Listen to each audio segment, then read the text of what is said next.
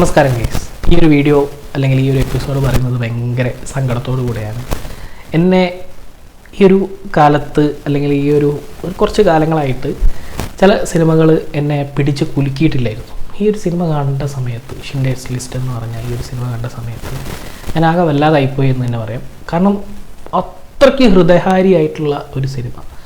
അതിൽ ഇതിൻ്റെ അവസാനം ഞാനിതിൽ ഫസ്റ്റ് ഈ ഒരു സിനിമ കാണുന്നത് നമ്മുടെ സഫാരി ചാനലിൽ സന്തോഷ് ജോർജ് കുളങ്ങര സാറിൻ്റെ ഒരു എപ്പിസോഡ് ഉണ്ടായിരുന്നു.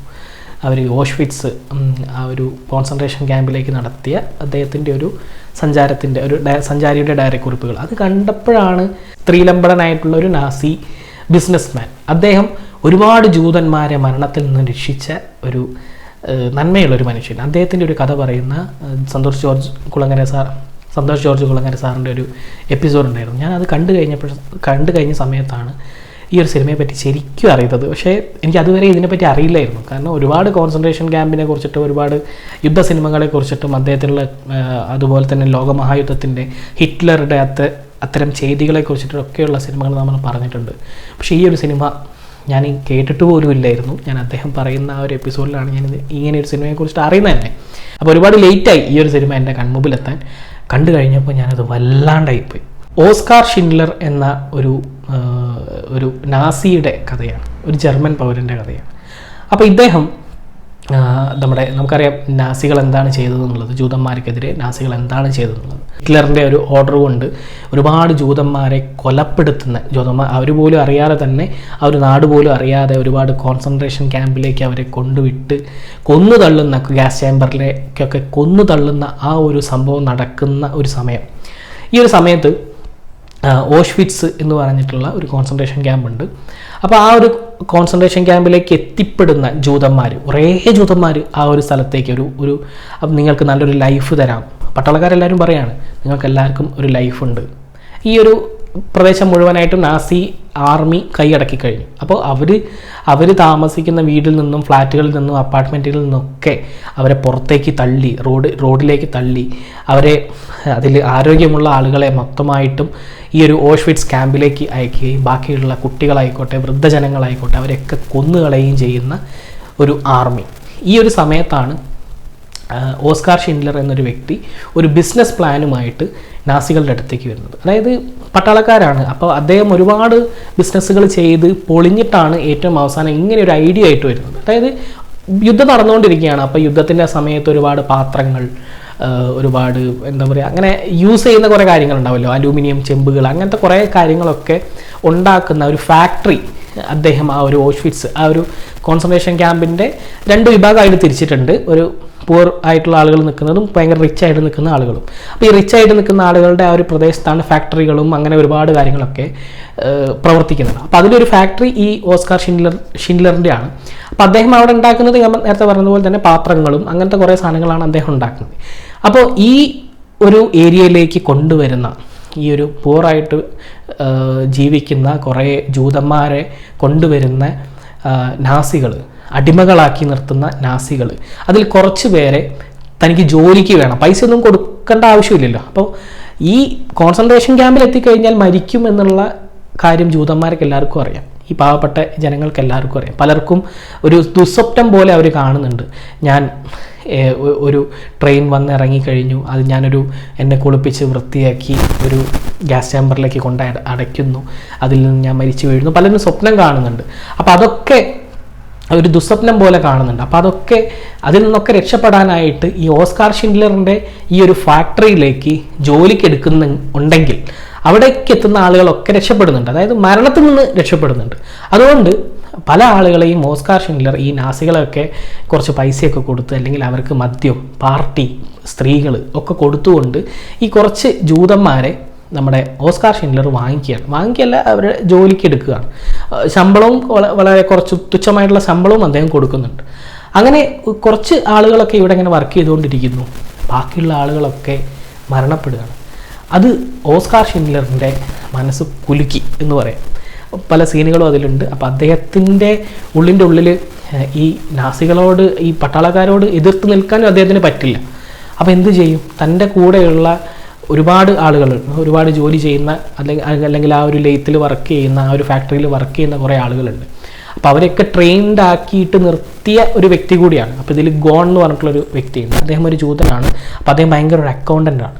അപ്പോൾ ഈ അക്കൗണ്ടൻറ്റിനെയാണ് നമ്മുടെ ഓസ്കാർ ഷിൻഡ്ലർ അദ്ദേഹത്തിൻ്റെ കമ്പനിയിൽ ചുമതലപ്പെടുത്തിയത്. അപ്പോൾ അത് നമ്മുടെ ബെൻ കിങ്സ്ലിയാണ് ആ ഒരു ക്യാരക്ടർ ചെയ്തത്, നമ്മുടെ ഗാന്ധിജിയായിട്ട് നിന്ന ഒരു വ്യക്തി. അപ്പോൾ അദ്ദേഹം ഒരു ജൂതനാണ്. അപ്പോൾ അദ്ദേഹത്തിനെ തൻ്റെ ഫാക്ടറിയിൽ അക്കൗണ്ടൻ്റായിട്ട് ഓസ്കാർ ഷിൻഡ്ലർ നിയമിക്കുകയും ഒരു ഘട്ടത്തിൽ വെച്ചിട്ട് ഈ വർക്ക് ചെയ്തുകൊണ്ടിരിക്കുന്ന ഈ എല്ലാ ജൂതന്മാരെയും പിടിച്ചിട്ട് പട്ടാളക്കാരെ കൊണ്ടുപോവുകയാണ്. ഒരു ട്രെയിനിലിട്ടിട്ട് കുത്തി നിറച്ച് ഈ ചേംബറുകളിലേക്ക്, ഈ ഗ്യാസ് ചേംബറിലേക്ക് കൊണ്ടുപോകുന്ന സമയത്ത് ഓസ്കാർ ഷിൻഡ്ലർ എത്രയോ പൈസ കൊടുത്തിട്ട് തൻ്റെ അക്കൗണ്ടൻറ്റിനെ എനിക്ക് വേണമെന്ന് പറഞ്ഞിട്ട് അദ്ദേഹത്തിനെ തിരിച്ചു പിടിക്കുന്നുണ്ട്.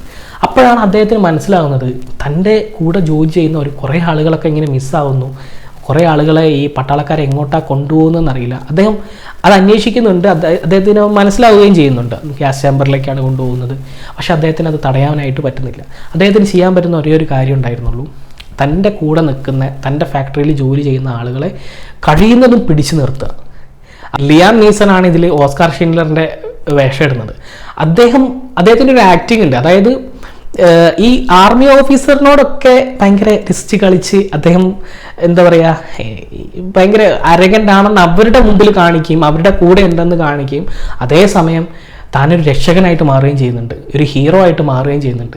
തൻ്റെ കൂടെയുള്ള ജൂതന്മാരെ, തൻ്റെ ഫാക്ടറിയിൽ വർക്ക് ചെയ്യുന്ന ജൂതന്മാരെയൊക്കെ അദ്ദേഹം രക്ഷിക്കാൻ ശ്രമിക്കുന്നുണ്ട്. പക്ഷേ കാര്യങ്ങൾ കൈവിട്ടു പോവുകയാണ്. അദ്ദേഹത്തിൻ്റെ ഈ ആർമി ഓഫീസേഴ്സ് എല്ലാവരും, പോളണ്ടിൽ നിന്നൊക്കെ പല ആളുകളും ഇങ്ങോട്ടേക്ക് പുതിയ അടിമകൾ വരുന്നുണ്ട്. അപ്പോൾ ഇവിടെയുള്ള അടിമകളെല്ലാവരെയും ഗ്യാസ് ചേമ്പറിലേക്ക് കൊണ്ടുപോകണം എന്നൊക്കെയുള്ള ഒരു ഘട്ടമൊക്കെ എത്തുന്ന സമയത്ത് അദ്ദേഹം ഒരു ലിസ്റ്റ് തയ്യാറാക്കുകയാണ്. തൻ്റെ കൂടെ, തൻ്റെ അടുത്തുനിന്ന് കൊണ്ടുപോകണ്ട, അല്ലെങ്കിൽ ആ ഒരു കോൺസെൻട്രേഷൻ ക്യാമ്പിൽ തനിക്ക് ആവശ്യമുള്ള ആളുകളുടെ ഒക്കെ ലിസ്റ്റ് അദ്ദേഹം തയ്യാറാക്കുകയാണ്. ഓരോരുത്തരുടെയും പേര് അദ്ദേഹം ഓർത്തെടുത്തുകൊണ്ട് അദ്ദേഹം ഒരു ജീവിതത്തിൻ്റെ ഒരു ലിസ്റ്റ് ഉണ്ടാക്കുകയാണ്.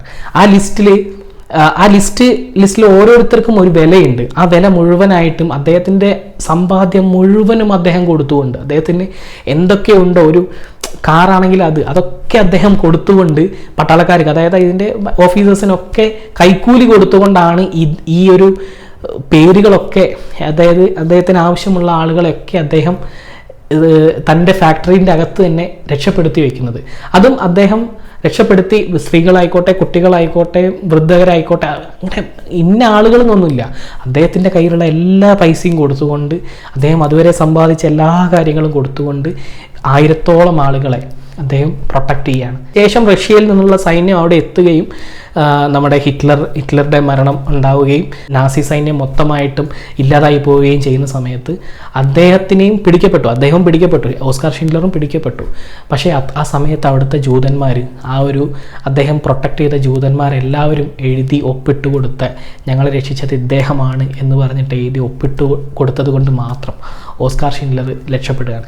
ഈ ഒരു വലിയ കഥ, ഈ ഒരു സംഭവ ബഹുലമായിട്ടുള്ള ചരിത്രപരമായിട്ടുള്ള കിടിലൻ സിനിമ, അത് നിങ്ങൾ ഒരിക്കലും മിസ് ചെയ്യാൻ പാടില്ല. ചരിത്രം ഇഷ്ടപ്പെടുന്നവർക്ക്, ത്രില്ലിംഗ് ആയിട്ടുള്ള ഒരു അനുഭവം ഇഷ്ടപ്പെടുന്നവർക്ക്. ഇതിൻ്റെ അവസാനം ഭയങ്കര ഒരു സീനുണ്ട്, ഭയങ്കര ടച്ചിങ് ആയിട്ട് ഞാൻ ആകെ എടറിപ്പോയ ഒരു സീനുണ്ട്. അദ്ദേഹം ഇങ്ങനെ യാത്ര പറഞ്ഞ് പോവുകയാണ്. കാരണം ഈ ഒരു രാത്രിയും കൂടെ കഴിഞ്ഞ് കഴിഞ്ഞാൽ റഷ്യൻ സൈന്യം ഇവിടെ എത്തും. ഈ ഓസ്കാർ ഷിൻഡ്ലർ അടക്കമുള്ള എല്ലാ ഈ നാസികളെയും എന്താ പറയുക പിടിക്കും. അതുകൊണ്ട് അദ്ദേഹത്തിന് അവിടുന്ന് പോയേ പറ്റും. അപ്പോൾ എല്ലാവരോടും വിട പറഞ്ഞ് താൻ രക്ഷപ്പെടുത്തി എല്ലാവരും തൻ്റെ ചുറ്റിലും നിൽക്കുകയാണ്. അപ്പോൾ അവരെല്ലാവരും അവർക്ക് യാത്ര അയക്കുകയാണ്, ഓസ്കാർ ഷിൻഡ്ലറിനെ യാത്ര അയക്കുകയാണ്. അപ്പോൾ അദ്ദേഹം ഇങ്ങനെ ചുറ്റും നോക്കിയിട്ട് പറയുന്നുണ്ട്, ഇത്രയും ആളുകളെ ഞാൻ രക്ഷിച്ചു. അദ്ദേഹത്തിൻ്റെ ഒരു ബട്ടൺ ഉണ്ട്, ഒരു വില കൂടിയൊരു ബട്ടൺ. അദ്ദേഹത്തിൻ്റെ ഒരു കാർ ഉണ്ടായിരുന്നു. അപ്പോൾ അദ്ദേഹം പറയുന്നുണ്ട്, ഞാൻ എന്തിനാണ് ഇത്രയും പൈസ കൊടുത്ത് ഈ കാറ് മേടിച്ചത്? ഈ കാറ് ഉള്ള പൈസ കൊണ്ട് എനിക്കൊരു 10 പേരെയും കൂടെ രക്ഷിക്കാമായിരുന്നു. ഈ ഒരു ബട്ടൺ, ഒരു ഭയങ്കര വിലമതിക്കാനാവാത്തൊരു ബട്ടൺ, അതൊരു ആർമി ഉദ്യോഗസ്ഥനോട് അദ്ദേഹം വാങ്ങിയായിരുന്നു. ഈ ഒരു ബട്ടൺ വാങ്ങിയ പൈസ ഉണ്ടായിരുന്നെങ്കിൽ എനിക്ക് ഒരാളെങ്കിലും രക്ഷിക്കാമായിരുന്നു. എത്രയെത്ര പൈസകൾ ഞാൻ പാർട്ടിക്കും സ്ത്രീകൾക്കും വേണ്ടി ചെലവഴിച്ചു. അത്രയും പൈസയൊക്കെ എൻ്റെ കയ്യിലുണ്ടായിരുന്നെങ്കിൽ ഇവിടെ 1-2 ആളുകളൊക്കെ എനിക്ക് രക്ഷപ്പെടുത്താമായിരുന്നു എന്നയാൾ പറഞ്ഞുകൊണ്ട് അയാൾ അവിടെ വീണു പോവുകയാണ്. അത്രയ്ക്കും ടച്ചിങ് ആയിട്ടുള്ള ഒരു നല്ല മനുഷ്യൻ്റെ ഒരു കഥ, സംഭവ ബഹുലമായിട്ടുള്ള ഒരു സംഭവ കഥ. നിങ്ങൾ ഒരിക്കലും മിസ് ചെയ്യരുത്, തീർച്ചയായിട്ടും കാണുക. നല്ലൊരു സിനിമയാണ് ഷിൻഡ്ലേഴ്സ് ലിസ്റ്റ്. ഈ സിനിമയുടെ ഏറ്റവും അവസാനം ഒരാളുടെ പേര് എഴുതി കാണിക്കുന്നുണ്ട്. അതാണ് എനിക്ക് ഏറ്റവും ഭയങ്കര എക്സൈറ്റിംഗ് ആയിട്ട് തോന്നിയത്. ഞാൻ ഏറ്റവും ഇഷ്ടപ്പെടുന്ന ഒരു സംവിധായകൻ സ്പിൽബർഗ്, അദ്ദേഹത്തിൻ്റെ സിനിമയാണ്. അതൊന്നും എനിക്കറിയില്ലായിരുന്നു. ഞാനിത് നേരെ ഡൗൺലോഡ് ചെയ്തു, ഞാൻ കണ്ടു കഴിഞ്ഞ സമയത്ത് ഞാനങ്ങ് വല്ലാണ്ടായ സമയത്ത് കുറച്ച് ദിവസം എടുത്തു. ഞാൻ 2-3 കഴിഞ്ഞ ആഴ്ച കണ്ട സിനിമയായിരുന്നു. അപ്പോൾ ഞാനിതിൻ്റെ ഒരു രൂപരേഖയൊക്കെ തയ്യാറാക്കിയിട്ട് വേണം ഇങ്ങനെയൊക്കെ പറയണമെന്നൊക്കെ വിചാരിച്ചുകൊണ്ടാണ് ഞാൻ ഈ കുറച്ച് ദിവസം എടുത്തത് ഇത് നിങ്ങൾക്ക് മുമ്പിൽ അവതരിപ്പിക്കാനായിട്ട്. അപ്പോൾ കാണാത്തവരുണ്ടെങ്കിൽ ഈ സിനിമ തീർച്ചയായിട്ടും കാണുക. അപ്പോൾ ഒരിക്കലും മിസ് ചെയ്യരുത് ഈ സിനിമ. നാളെ മറ്റൊരു എപ്പിസോഡിൽ കാണാം. ബൈ.